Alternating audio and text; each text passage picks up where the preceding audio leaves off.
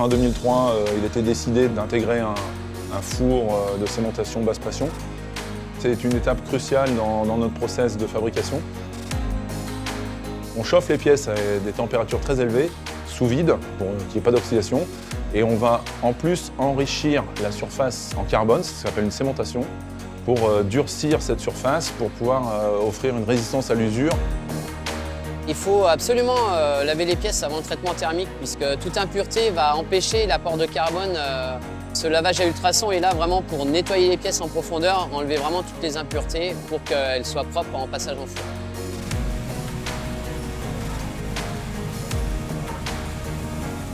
Le temps de cycle varie d'environ 8 heures avec des températures pouvant flirter les 1000 degrés. On refroidit ensuite les pièces à l'azote liquide dans l'enceinte cryogénique. Les recettes ont été vraiment fiabilisées et éprouvées. Le contrôle est effectué sur des échantillons qui sont réalisés dans les mêmes nuances que les aciers que nous traitons dans les charges. Le microscope va permettre d'analyser les structures obtenues par le traitement thermique. On recristallise les aciers. Ces témoins sont découpés, tronçonnés, enrobés et polis jusqu'au polymiroir pour après effectuer des tests de micro-dureté dessus, caractériser les profondeurs de cémentation. En fait, le rôle du laboratoire de traitement thermique est beaucoup plus vaste que de simplement échantillonner, défourner et s'assurer que nous soyons conformes au cahier des charges du bureau d'études.